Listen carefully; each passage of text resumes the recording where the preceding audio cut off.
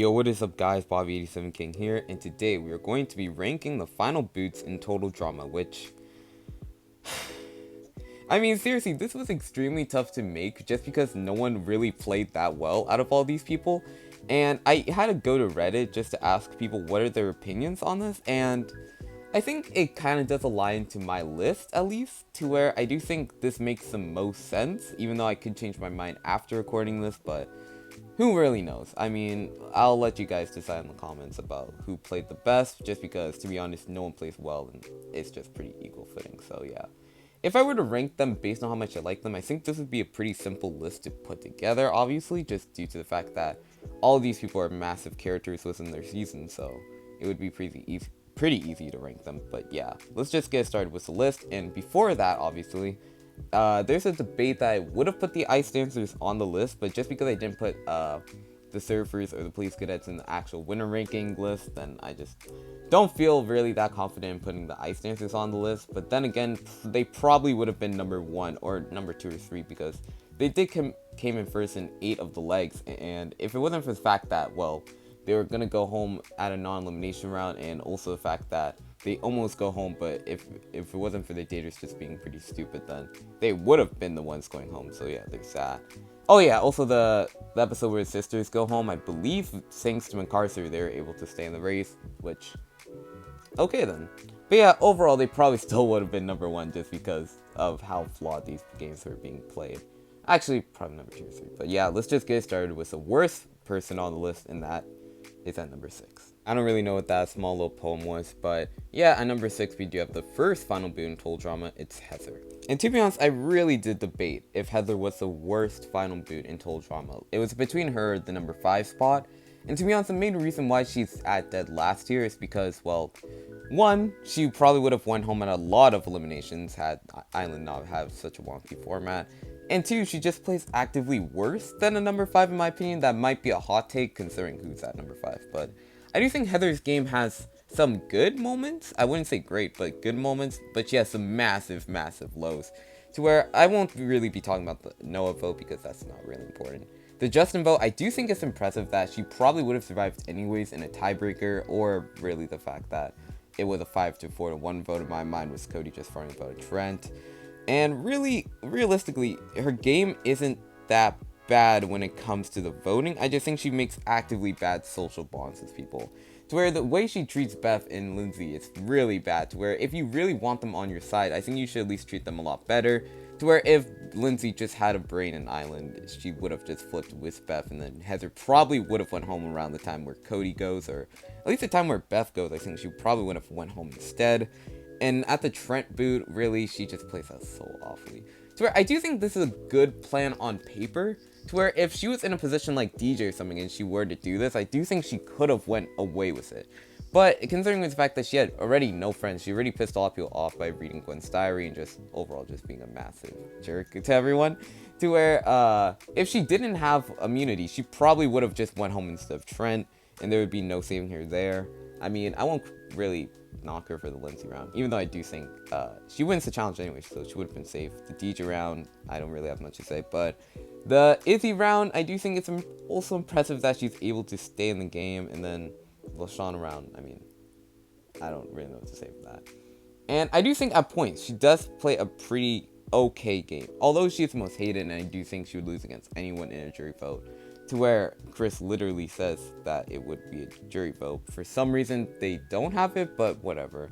I mean, she would lose against Owen, lose against Gwen, lose against Duncan, lose against Lashana, Jeff, probably Izzy maybe. I think Izzy's probably her best bet, but she actually votes her out, so there's that. All around, I think it's pretty obvious why Heather's at the bottom here. She just played, to be honest, I do think she has more actively better moments. I just think the game that she played on Island was just pretty flawed here. She is at number 6. Alright, coming in at number 5, we have a massive hot take considering this person isn't at the very bottom. It's Sugar. And to be honest, you could swap Heather and Sugar, and I wouldn't be that upset about it considering the fact that I do think if Heather was playing on Pocketail Island, a season where that game was pretty much just dictated by challenges, I do think Heather probably would have made it to the end anyways. But yeah, for Sugar's game here, I think she gets massively lucked out by the fact that she only really goes to 3 eliminations, and those 3 eliminations were very easy for her. To where Beardo, is voted out because, well, he isn't that much help. Leonard is kicked out because he isn't really that much help. And then Dave pretty much quits the game, and then outside of that, Max and Garlic get taken out, and then she's able to just pretty much eliminate Jasmine, and then she just messes up the challenge to where she goes home. It's a very bland game to assess, considering the fact that Sugar is a massive character, and I do think she just has, same with Heather, actively bad social moments with people, but I do think it's not as bad as Heather. Again, people like Sky and even Ella wanted to work with Sugar. I mean, she actually takes out Ella, but like, people do still want to work with Sugar, or at least want to take her at least kind of far to where, I mean, then again, it's kind of like a situation where she's kind of being dragged as a goat, kind of, in a way, just because of people thinking that they could beat her, or at least because there's so much pairs in Pocketail Island where people do want to have Sugar there, but overall, it's a very still mediocre game. She is at number 5.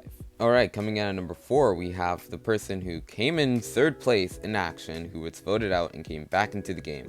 It's Owen. To be honest, I don't really like Owen in action to where I do think if I was ranking this personally, I think he actually probably debatably is number 5, considering the fact that, I mean, Cody's on the list here, so yeah, there's that.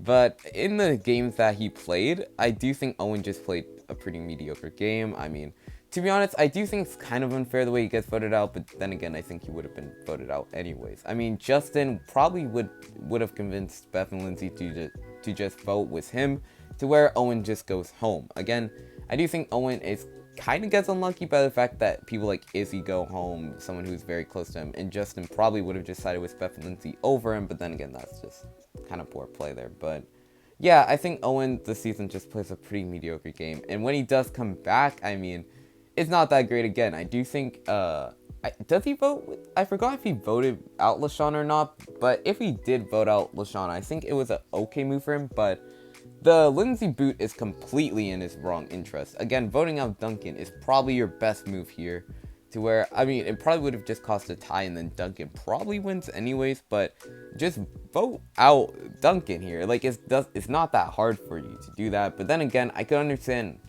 why he votes for, actually no, I don't understand why he votes for Courtney, but I don't know, man. It would have, I think Lindsay, Beth, and Harold probably would have been the final 3 if that were the case, but even then, I do think just voting out Duncan is probably better for a game instead of just voting out Courtney, who is already immune, but yeah, overall, just not that great of a game. He is at number 4. Alright, coming in at number 3, we have a player who kind of is similar to the way I view Duncan in Total Drama Island in action, to where I think Duncan's first game was pretty good, but then in action he plays pretty badly. It's kind of the same with this person, and it's Scott. Again, I think Scott plays a very strong game of Revenge of the Island, completely dominating the pre-merge, and kind of well, at least he dominates the final 6 round, and then afterwards he kind of just falls off. But yeah, he completely had the stranglehold of Revenge of the Island, and I think his strategy in that season was pretty good, honestly. To where, but in All-Stars, I mean, just due to the bad writing and just them flipping characters for really no reason, but he just kind of flops on this season, and he doesn't really do anything within it, to where I do think he was just kind of a flop, really. But if it wasn't for the fact that people like Owen, Sugar, and Heather have actively bad moments, he would probably be a bit lower, considering he doesn't do anything, really. To where, yeah, he's just at number 3. Alright, coming in at number 2. I can literally just use the word floater, and you already know who I'm talking about. It's Cody. Again, I have no problem with the floating strategy and like trying to just hide in the background, but the problem is Cody wasn't really hiding in the background. He was just mainly voting for Sierra, and the writers didn't really do anything with him gameplay wise, to where it's just very hard to rank him purely based on gameplay, to where he just doesn't do anything. I do give him some credit of him convincing Sierra that the photo that Alejandro made for her was fake, to where that gets her back on his side. But outside of that, strategically, there's nothing really to say about Cody. I mean, he votes for Sierra pretty much every single vote, to where I guess that's something. I will say it's unlucky for him that his head does get like very dizzy, to where he accidentally votes out Sierra during the Gwen boot, but even then, I do think Cody it's probably for the best, honestly, that Gwen ends up going for Cody's game, to where I do think Duncan probably would have still hated Cody, well, or at least just treated Cody very poorly, to where I think that could have blown up in Cody's face. But then again, actually, I do to be honest, I don't know. Realistically, I think both options would have just provided more shields within Cody's game, but outside of that, really, Cody just doesn't do anything during this season. To where, yeah, he's likable, I guess, to an extent, just because of how weird Sierra is with him. But outside of that, really, he just doesn't do anything. He's at number 2. At number 1, we have the same number 1 from my winner rankings, and it's Zoe. Not because Zoe is some dominant player in Revenge of the Island, it's just because she's really just better than the rest, and 2, she made actual moves. I do think in the premiere she was never going to go home, similar to Cody actually, which I didn't mention, but realistically, I do think she was in an actual pretty good position to actually make moves since she had Mike and Cameron. I do think she does a good job throwing a vote at Dakota, considering the fact that she knew Scott had the idol, to where things that it could have went really bad, to where I do think if Scott had just put a vote on Mike, it could have actually tied. Instead, I do think Scott votes for Dakota, which is kind of a questionable move, considering the fact that Dakota is just not human. And Chris could literally just kick Dakota out. I mean, Chris has kicked people out before just for smaller things. But yeah, outside of that, Mike goes home, which is kind of unlucky. But then again, it is total drama, to where unlucky circumstances do happen. And then at the final 5, it is kind of wonky because she does a good job villainizing Scott. But people do want to work with Cameron instead of her. But then again, it's because most people think they can beat Cameron at the end. So there's that, really. And people just thought Cameron was really smart. So yeah. At the final 4, her and Cameron are able to vote out Scott in a 2-1-1 vote, which was actually pretty interesting. And I might want to do a video about the 2-1-1 vote. But then again, considering how the 3-2-1 vote did, I just don't feel like doing that. So yeah. Honestly, and then Lightning does take her out instead of Cameron, which was obviously the correct move because Zoe is a bigger threat, and she does go commando Zoe in front of Lightning, so obviously she does show that she's a massive beast there. And to be honest, I do think if Zoe was kind of like the same person that she was in episode 1, I do think it's at least there's a small chance that, Lightning does take her to the end instead of Cameron because Cameron betrayed him. But obviously she does go commando Zoe, which is probably the most interesting version of Zoe. But yeah, that kind of just ends the run. It's honestly a pretty great run. I wouldn't say great. It's a pretty good run. She is at number 1. Alright, so that's kind of the video. Thank you guys so much for watching. It means a lot to me that people are actually watching my videos. And yeah, to be honest, expect more Total Drama content, more Survivor content, more Big Brother content, more Disadventure content. Just content in general, really. I do plan on doing reacting to Reddit unpopular opinions about Total Drama, Big Brother, Survivor, all that type of stuff. And I'm pretty excited for it. I wouldn't do other shows to where, like, something like Stranger Things, where at one point I was in Stranger Things Reddit, which I still am.